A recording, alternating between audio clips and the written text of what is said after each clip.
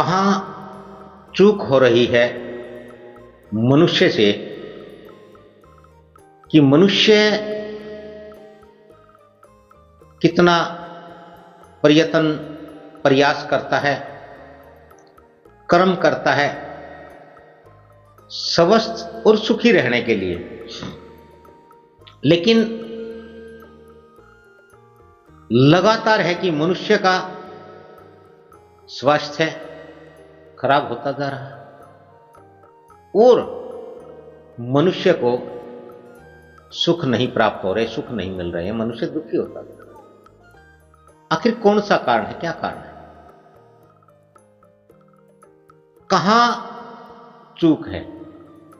ये बहुत ही गंभीर विचारणीय विषय है मनुष्य के लिए, क्योंकि प्रकृति का तो नियम अटल है, नियम नियत है, अटल अटूट है कि प्रकृति सम है, सबके लिए एक समान है। प्रकृति किसी के साथ अलग अलग व्यवहार नहीं करती। प्रकृति सबके साथ समान व्यवहार करती है। प्रत्येक को प्रत्येक के कर्म का, प्रत्येक कर्म का निश्चित फल प्रदान है। प्रकृति के पास परमात्मा के लिए कहने के लिए यह नहीं बनता कि फला मेरा है और वो मेरा नहीं है।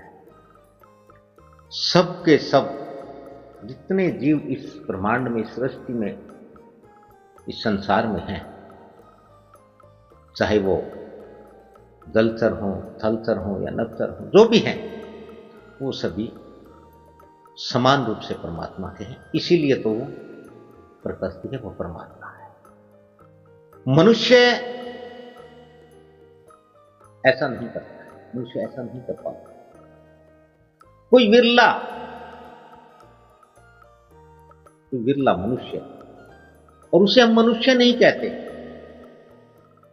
उसे हम महान आत्मा, उसे हम भगवान, उसे हम सतगुरु, रब, वाहेगुरु, अल्लाह और न जाने कितने नामों से पुकारते हैं। उसे हम, असल में वो ऋषि मुनि होते हैं, संत महात्मा। वो प्रकृति और परमात्मा के साथ इतना लगाव उनका होता है, इतना जुड़ाव होता है कि वो स्वयं परमात्मा स्वरूप हो जाते हैं, परमात्मा सम हो जाते हैं। इसलिए वे ही इस संसार के जीवों के साथ समान व्यवहार करते हैं और वो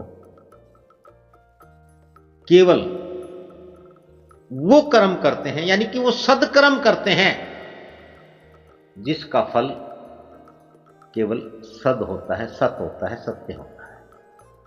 मनुष्य यहां रिश्तों में, नातों में, अपनों और परायों में या तो फंस गया है या उलझ गया है। इसलिए मनुष्य जो कर्म करता है वह नाना प्रकार के विचार करके कर्म करता है, और नाना प्रकार के विचार कर्म करने के कारण इसको, इसके कर्म के नाना प्रकार के फल प्राप्त होते हैं। इसलिए ही मनुष्य अपने कर्म के फल अनुसार स्वस्थ नहीं है, सुखी नहीं है।